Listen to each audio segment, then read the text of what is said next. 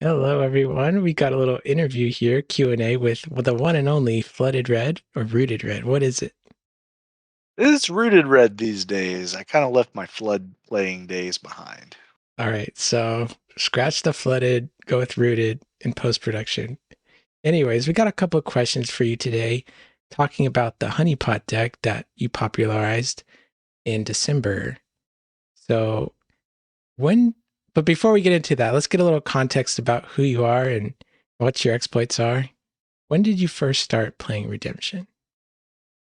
Oh man, what a question. So I started playing Redemption in 2005 and I joined Cactus forums, the message boards in 2008. And so for the past 14 years, I've kind of been like a mainstay of the Redemption community, love me or hate me. Um, and so that's sort of when I got my beginnings. I started going to nationals in 2012, and Mhm, then I went sporadically until 20 like well, I didn't go from 2012 to 2015, mhm, mhm. and then 2015 to 19 I went every year, and then I got back last year. Right. Okay. You went back and I heard you were playing Flood last year. Is that correct? Oh gosh, my nationals performance is um, the stuff of the golden raspberry. It's Alrighty. So, anyways, may or may not have inspired that name change. how did this honeypot deck originate? Where did it come from? Like, what's its origin story if it was like a superhero? Oh man. All right, so myself and Red Dragon Thorn, also known as John Early, we're talking, and we've actually had a long-running correspondence about redemption as it has been since 2020 when Combodemic began, Mm-hmm. and we started talking about how like a lot of redemption players play redemption soup instead of redemption. And Okay. so when John and I were really John was in his like reign of terror, and I was getting my feet wet with being good at redemption. The way that you played was generally attacking with a single hero. So the strong angel from Yep. Warriors, Yep. or Angel Under the Oak to Gideon from Classic was the way to play. And redemption players now play, as John likes to call it, redemption soup, where we play the resurrection and then we'll ban to Zacchaeus and John and Mm-hmm. this other hero, and they're like four different brigades, and they're all over Mm-hmm. the place, and nothing makes any sense to the naked eye. Mm-hmm. Mm-hmm. So we were talking about this, and when Redemption Roots released in November, yeah, November, I was looking through the set, and I was reading through the set, and I found Pot of Mana, and I found Holy of Holies, which Holy of Holies was spoiled. Pot of Mana got spoiled really late in the process, but I saw those two, and I noticed one, they're both temple artifacts, and Yep. two, Yep. they essentially hose every theme in Gospel of Christ. So disciples with True. Matthew, he cannot be interrupted, but he can be prevented. And Mm-hmm. then also the resurrection, this really powerful splashy effect that generates so much value, is just turned off by Pot of Mana. Yeah. Yeah. And so I started looking at these cards and I'm like, can I get these both on turn one? Because I'd realized that with the release of KNL and just all the other things in the game, that consistency creep had gotten really bad. It's yes. Now it's not as bad as it was during Combodemic, but looking at it, I think to myself, I'm like, I think I can reasonably get at least one half of Pot of Mana and Holy of Holies turn Mm-hmm. one Mm-hmm. most games. And so I put an initial draft of the list together that wasn't as all in as the current version and realized that something was there. It was very consistent. Yeah. And so John and I started working together intensely, and we brought the deck to a point to where a very high amount of the time you're hitting both pieces of the combo. Yeah. And so, or really it's the lock. It's ultimately Honeypot is a prison deck. It's not a combo deck. Mm-hmm. Mm-hmm. And Yeah, just so trying to shut down opponent, prevent them from doing things, for sure. absolutely. And so we put the combo together on the offense, and we played around with a few different themes to figure out what was the right one, and settled on white because it gets access to so many of those different things, and also you just get Moses turn one like Yep. every single Moses game. turn 1, David turn 1, both can go grab artifacts. Oh, and it's worthwhile to note that Josh Potratz, Kevin the Dude on Discord, pointed out to me that a laser son of Aaron makes the whole thing cannot be negated, I was gonna which ask, was yeah, the like how late was that special sauce added to the whole mix here? late. That was one of the last additions to the offense. Yeah, Outside of just getting the correct thing, the it's correct such like an proportions. unassuming card from a random set, but it works so perfectly in the deck and makes it really hard to actually adapt to. And also, Glory of the Lord was the last edition. So it was a laser, then Glory was the two pieces of the puzzle that we found last. Oh yeah, perfect. And then you took the deck and went to a big tournament with it. Is that correct? So the TJC Memorial Tournament was actually my tournament, and what I mean by that is, so my wife and I lost our son in October, and the Mm, redemption community rallied around us and hosted this really awesome event with the TJC Memorial. And so I actually had a lot of motivation to put this deck together and find the deck that was going to answer what everyone was going to show up with. yeah, that makes sense. And this was like one of the first tournaments where like Roots cards were being played, right? This was the second tournament and first major tournament post Redemption Roots' release. Mm-hmm, mm-hmm. It's also the first major tournament post Israel's Rebellion's released. Right. So a lot of new cards coming in. You brought a deck coming out of nowhere, and I heard you took it all down. Must have felt amazing. Oh, it was a blast. I went Yeah. 6-0, and I had a lot of fun the whole time getting to sort of set up the HoneyPot. Mm-hmm. I bet going first helped a lot with that. It did. I believe I went first 5 out of 6 Oh games. yeah. So talking more about the deck, what's like an advanced type of play you can do with the deck that maybe is not really apparent when you're first looking at all the cards in the deck? Well, one thing about HoneyPot is that the sequencing is pretty advanced. So, like, first of all, to get the sequencing right, to make sure you establish the lock, sometimes you have to make plays like using Moses the servant to fetch delivered as your attack. So Yeah. the fact that you're using, occasionally you are sitting there and using your attack instead of generating positive resources to create tempo, you're Yeah. actually trying to generate your lock. Mm-hmm. But for an advanced play, one thing that might not be off the surface is using the tabernacle to recur philosophy Mm-hmm. to make sure that you still have fuel on your defense. Oh yeah. And so when Moses or David enters battle, they meet the fulfillment of I am a musician. And so then you can exchange a good card in your hand. So you'll often end with surplus good enhancements, things like Mm-hmm. Covenant with David or Virgin Birth, Yeah. that you just don't have a use for, that then gets turned into fuel. I love that. It's Um, also hard for me to remember the tabernacle has extra text aside from just like holding your artifact pieces. For me, I was like playing games that I totally even didn't even do the tabernacle part of the deck. so But the Tabernacle's recursion is one of the strongest things about the offense, and it's what really keeps the offense going. I love that Um, philosophy can be used on offense or defense too, and it's such a strong effect. Yeah, that flexibility of that card is part of what let that, and the fact that it's just such a high value negate that has the potential to win you the game Hmm. on its own, Yeah, is a lot of what fueled the pairing of Gray. Outside of the fact that Gray just has the highest density of cannot be prevented evil characters yeah, that makes that sense.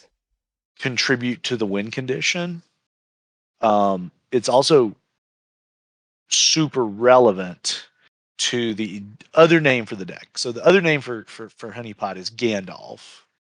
that a lot of people call it. So there's technically three names it really goes by. It goes by Honeypot, Pot Bomb, um, or Gandalf.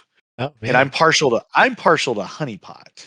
So there's one last thing in sequencing Honeypot that's an advanced play that a lot of people might not immediately recognize to do is that if you can go Wilderness of Sinai to Pharaoh's daughter, like sequencing your Wilderness of Sinai and whatever, so that you can get the most amount of your heroes out of your deck as humanly possible. Mhm, So that if you're able to go into Mayhem, you have the lowest frequency of drawing a hero mhm. off that Mayhem when you're trying to get to your artifacts is something that a lot of people might not be doing with their sequencing. But the Yep. deck thinning is Yep. significant. That makes sense. I think I saw you on camera go Egypt into wilderness, into Pharaoh's daughter, into Moses. That's 4 cards out of your deck with just 1 card. Yes. That was pretty sweet. Well, thanks for that. Is it okay if I go to the next question now? Absolutely. All right. So the deck's starting to pick up. People are starting to gain some awareness of it. How do you think people are going to start to adapt to it? It's like more of a lock, not really a combo, but anyways. It could be a combo, it could be a lock. Um uh, Lock is better, but anyhow. Um so one way that people will adapt to the honeypot strategy is to just build a deck that doesn't care. And in my opinion, if you can build a deck that does not care again about what honeypot is doing while still being able to generate resources and make strong rescues and blocks, you have a leg up versus the decks that do Hmm. care. So decks that are trying to use single characters that cannot be negated or prevented. Hmm. Hmm. Another way to counter the honeypot combo is to be a deck that plays Nazareth and go first. Yeah. Um, so against non-Nazareth decks, honeypot has a good shot going second, just because that lock is so strong Yeah. that if their turn one doesn't net them 11 cards, then the lock actually, if you set the full lock up, and if you go second, Yeah. you should set up the whole lock, like Yep. even with probably with a laser too. And a laser also gives you the ability to come out from under if they go first and they set up like Resurrection Revealer to negate neutrals, Yeah. because he gives you this cannot be prevented Holy of Holies that just turns everything off. Hmm. Hmm. So but that's one way. I think that we're going to see more Chronicles of the Kings. Yeah. Um, that would be a card that would be really strong at dealing with Honeypot. Um, we could see more Vain Philosophy being played. That's a really underrated dominant that creates turn zero interaction. Right. That players need to be playing. It's if anyone's familiar with Magic the Gathering, it's essentially a instant speed Thoughtseize that you Wow. can play for free. Takes up a dominant slot, so it is a high cost to that, It but does have an opportunity cost. yeah. So Redemption's a costless game, Yeah. but opportunity cost exists at every single turn. Hmm. And that's one of the beautiful things about the game. So pivoting to more of some questions, maybe for newer players who are getting into Redemption 2024 and wanting to learn about the game and trying to compete at some of the tournaments, what's some advice you would give to that type of player? All right. So the first thing that I would do is that you need to, or as a new player coming to Redemption who wants to compete at tournaments, the first thing that you need to be doing is that you need to play. Redemption is not a game that you can't go without practice. Yeah. So some games have a more formulaic decision tree line. Yep. Redemption's decision trees are often vast with great implications Hmm. to every single tiny thing. So Redemption has so many tiny decisions that then impact the rest of the game. Like I played a game last night where the guy, my opponent, ran into my first rescue or ran his first rescue, and misplayed the whole thing on top of its head, Hmm. which then allowed for me to just after capitalizing on that one misplay, I was able to then take complete and utter control of the game. Yeah. Just from And that so one tiny mistake, huh? And so you've got to play. And then the second thing I would do is I would suggest that you read everything that See the Tree / Chad France has ever written. The man begins typing on Discord, and a book flows from his fingers. And you need to read that because Chad is one of the greatest minds in Redemption, and learning from his thought processes is great. Yeah. Another thing I would recommend is that you need to go to Zerubbabel Temple on YouTube, and you need to watch every video, every one of the 4 videos that Josh made. Yep. Um, Yep. Josh is a genius who has reshaped the way the vast majority of Redemption players build decks, and that's profoundly important. These are all Um, really great resources. Yeah, this is awesome. yeah, and next, I would suggest that a new player needs to be teachable. Don't go into things thinking that you're going to be the best player in the world. Redemption's learning curve is ludicrously high. Yeah. And as someone who's playing at the top level, the vast majority of the time on any day that's not named Nationals, it took me forever to get here. Yeah. I've played this game for 19 years as of this December, as of the upcoming December. So 18 years, really 18 years. And so Redemption's learning curve is really vast. And Mhm. you need to respect that learning curve. Mhm. And finally, final thing, profoundly important advice. Don't ever play a deck without Hopper. That's the guy who won a big tournament without it, but still. Hopper. Amazing. So I'm going to post a link to the Rebels Temple YouTube channel in the description. Also, and the best way to play online is through a program called Lackey. So I'll put some videos that describe how to install that. And great. Moving on to the next question. I think this is one of the last questions we have. Yeah, this is our last question for the day, but what types of decks or strategies do you think are currently underrated? So I think we're living in a 15 deck meta world where you can play any one of 15 different decks. Right now, I think that the vast majority of the community has seen up maybe 5. Like, I think there's maybe 5 to 7 decks on people's radars, which means that there's maybe 8 that you have yet to discover. Mm-hmm. But just to whet everyone's appetite, the rise of HoneyPot should make people take a big glance at all of their nativity cards again. Mm. Um, so nativity, I think, is a bit underrated. It didn't really Yeah, do much at yeah. nationals.